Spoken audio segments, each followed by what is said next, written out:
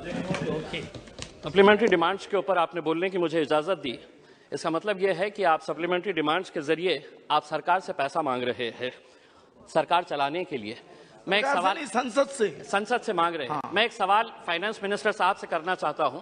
क्या इस देश के अंदर गरीबों के लिए, मिडिल क्लास के लिए और धन्ना सेठों के लिए अलग अलग कानून है?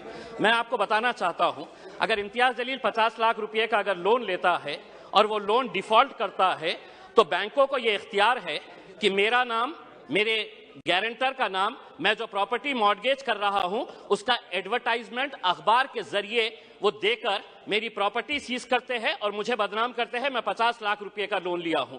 लेकिन अगर किसी ने 5,000 करोड़ रुपए का लोन लिया है, किसी ने 50,000 करोड़ रुपए का लोन लिया है, जिसको आप बड़ी आसानी के साथ हर रोज माफ करते जा रहे हैं, पिछले 4 सालों के अंदर आपने कितना पैसा राइट ऑफ किया है? और ये मैं नहीं बता रहा हूं अध्यक्ष महोदय, ये जवाब कल फाइनेंस मिनिस्टर ने क्वेश्चन आवर के अंदर बताया है।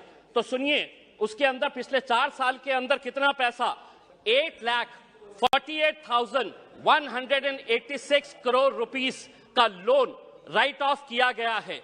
और जब हम इनसे पूछ रहे हैं कि किसका पैसा ये आपने राइट ऑफ किए हैं, तो जवाब सुनिएगा अध्यक्ष महोदय, आपको भी हैरानी होगी जो जवाब फाइनेंस मिनिस्टर मैडम ने दिए हैं। उसमें लिखा है, RBI has informed that under the provisions of section 45E of the Reserve Bank of India Act 1934, RBI is prohibited from disclosing borrower-wise credit information. RBI ये आपको कह रहा है कि हम आपको डिटेल नहीं दे सकते हैं कि कौन बड़े धन्ना सेठों ने पैसा लिया है, ये देश को आप नहीं बताएंगे। आखिर ये पैसा 8,48,186 करोड़ रुपीस आपने राइट ऑफ किए हैं। इसका जवाब आप दीजिएगा कि मेरे लिए कानून अलग कैसा हो सकता है और जिन्होंने धन्ना सेठों ने पैसा लेकर कोई लंदन भाग गया है, कोई सिंगापुर भाग गया है, उनका नाम भी आरबीआई नहीं बताएगी हमारे को। दूसरा ये है कि मैं अभी सुन रहा था जगदम्बिका पाल साहब को। पाल साहब सुनिए, आप किसानों के बारे में कह रहे थे। मैं जिस क्षेत्र से आता हूं, देश का एक छोटा सा एक शहर है, उस क्षेत्र के अंदर महाराष्ट्र के अंदर मराठवाड़ा एक छोटा सा क्षेत्र है। उस क्षेत्र के अंदर जनवरी से लेकर नवंबर 2022 तक महज 11 महीनों के अंदर 940 किसानों ने आत्महत्या की है। मैं देश की बात नहीं कर रहा हूं, मैं सिर्फ मराठवाड़ा एक जो देश का एक छोटा सा हिस्सा है, कहीं ना कहीं आपकी कुछ नीतियां गलत हो रही है अध्यक्ष महोदय, कहीं ना कहीं आपकी नीतियां गलत हो रही है। वरना इन किसानों की मौत को आपने सिर्फ एक आंकड़ा बनाकर रख दिए है। 940 किसान अगर सिर्फ एक क्षेत्र से मर रहे हैं और ये कहते हैं कि नहीं हमने किसानों के लिए इतना किया है, तो क्या वजह है कि आज किसान अपनी जान दे रहा है? आप ये कहते हैं कि प्रधानमंत्री उज्ज्वला गैस स्कीम के अंडर में आपने 10 करोड़ लोगों को दे दिए हैं। आप ये आंकड़ा बताइए, कितने ऐसे गरीब लोग जो पहले हम भी मानते हैं, हम भी खुश हुए थे, हमने भी स्वागत किए थे कि ये लोग जब अलग अलग तरीके से गैस की जगह पहले लकड़ी के ऊपर, कोयले के ऊपर है तो अपना खाना बनाते थे, आपने गैस दिए, लेकिन कितने लोग अब दोबारा रिफिल करने के लिए जाते हैं? क्या यह सच्चाई नहीं है कि पिछले 7 सालों के अंदर, 7 साल पहले गैस के सिलेंडर का रेट 450 रुपये था, आज आपने उसको 1,080 रुपये किए हैं और ये उम्मीद कर रहे हैं कि आप जितना पैसा एडवर्टाइजमेंट के ऊपर लगा रहे हैं कि प्रधानमंत्री उज्ज्वला योजना के ऊपर, वही पैसा अगर आप दे देंगे तो शायद इन गरीबों को फायदा होगा।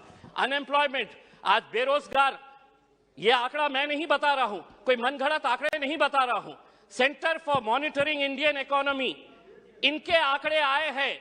तो सुनिए फाइनेंस मिनिस्टर साहब, अनएम्प्लॉयमेंट रेट इन इंडिया अभी 8% के ऊपर आया है।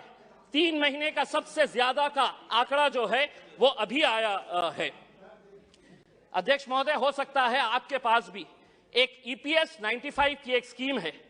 बुजुर्ग लोग, ऐसे बूढ़े लोग, और मैं फाइनेंस मिनिस्टर साहब को यह बताना चाहता हूं कि इनके पास भी सर 65 लाख ऐसे पेंशनर्स हैं जिनको पेंशन कितनी दी जा रही है?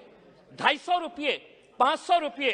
फाइनेंस मिनिस्टर साहब से मैं इसलिए मुखातिब हो रहा हूं कि ये मेरे शहर से आते हैं। अगर देश के फाइनेंस मिनिस्टर साहब, मैं आपको कहता हूं, लीजिए एक नाम भी नोट करिएगा, सुलोचना गडप्पा, 70 साल की महिला है, औरंगाबाद में रहती है।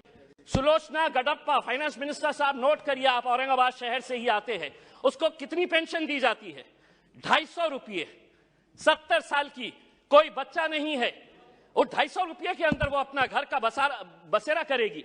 मेरा यह कहना है कि पेंशन स्कीम के अंदर आपके पास कितना पैसा है, वो पैसे से ईपीएस 95 के पिछले कई सालों से, और हर एमपी को इन लोगों ने खून से अपना लेटर लिखकर आपको निवेदन दिया है कि हमारे लिए कुछ तो भी करिएगा करके, आपके पास भी दिए हैं, आपकी भी फोटो छपी थी उसमें। दूसरा यह है कि आप ईएमआई के रेट तो बढ़ा रहे हैं, होम लोन का रेट बढ़ गया, व्हीकल लोन का रेट बढ़ गया, आप एफडी का रेट क्यों नहीं बढ़ा रहे हैं? क्या वजह है कि आप ये रेट्स के अंदर तो बड़ी आसानी के साथ फैसला ले लेते हैं, लेकिन एफडी का रेट जब बढ़ाने की बात आती है तो आप इसके अंदर कोई फैसला नहीं लेते हैं। आप एजुकेशन के लिए पैसा मांग रहे हैं। मैं ये कहना चाहता हूं अध्यक्ष महोदय, अगर स्कूल में टीचर नहीं, कॉलेज में लेक्चरर नहीं, और अगर अस्पताल के अंदर डॉक्टर नहीं, तो वो इमारतें किसी काम की नहीं है। अगर वहां पर अगर आपके पास फैकल्टीज नहीं है, और ये भी मैं मनगढ़ंत नहीं बता रहा हूं, आप ही ने जवाब दिया है, सरकार ने लिखित में जवाब दिया है, यूनिवर्सिटीज के अंदर, सेंट्रल यूनिवर्सिटीज के अंदर प्रोफेसर्स कितनी, अध्यक्ष महोदय, प्रोफेसर्स की कितनी वैकेंसी है? 6180 प्रोफेसर्स की वैकेंसीज है। आईआईटीज और आईआईएम्स, बहुत सारे बीजेपी के हमारे सदस्यों ने कहा कि देखिए हमारे राज्य के अंदर हम कितने आईआईटीज और आईआईएम्स बना रहे हैं। इमारत बनाने से तालीम नहीं पहुंचाई जा सकती है, उसके लिए आपको लेक्चरर्स की जरूरत रहेगी। आईआईटीज के अंदर 4502 लेक्चरर्स, प्रोफेसर्स की वैकेंसीज है। आईआईएम्स के अंदर 493 वैकेंसीज है। दूसरा यह है, एक बहुत अहम सवाल, 2015 के अंदर आपने प्रधानमंत्री आवास योजना शुरू की, हमने स्वागत किया, पूरे देश ने स्वागत किया कि हर बेघर को घर मिलने वाला है। और प्रधानमंत्री साहब का एक भाषण भी है जिसमें उन्होंने खुद ने कहा है, यूट्यूब के ऊपर आप भी देख सकते हैं, कि 2022 तक हम हर बेघर को घर देंगे। फाइनेंस मिनिस्टर साहब औरंगाबाद से है, 50,000 लोगों ने अप्लाई किया है पिछले 6 साल से। आज मैं पूरी जिम्मेदारी के साथ ये कह रहा हूं, एक सादा ईंट तक नहीं पड़ा है। बिल्डिंग बनाने की तो बात छोड़िएगा, आप सादा ईंट नहीं पड़ा। अध्यक्ष महोदय, सिर्फ एक मिनट, एक सादी ईंट तक नहीं पड़ी है। दूसरा यह है अध्यक्ष महोदय, जाते जाते इस मुल्क को, हमने कल के दिन फाइनेंस मिनिस्टर मैडम कह रहे थे कि फास्टेस्ट ग्रोइंग इकोनॉमी है। हम आपसे ये पूछना चाहते हैं, अगर आप एक इतने बड़े माइनॉरिटी के तबके को अगर आप पीछे रखेंगे और आप ये उम्मीद करेंगे कि देश चलेगा आगे, हम क्या कहना चाह रहे हैं? आप हमारी प्री मैट्रिक स्कॉलरशिप बंद कर दे रहे हैं, आप हमारी मौलाना आजाद रिसर्च फेलोशिप आप बंद कर दे रहे हैं। आप ये सोच रहे हैं कि अगर माइनॉरिटीज को हम पीछे रखेंगे तो देश आगे बढ़ेगा। देश को हम भी आगे बढ़ाना चाहते हैं। हम चाहते हैं कि आप सभी का साथ और सभी के विकास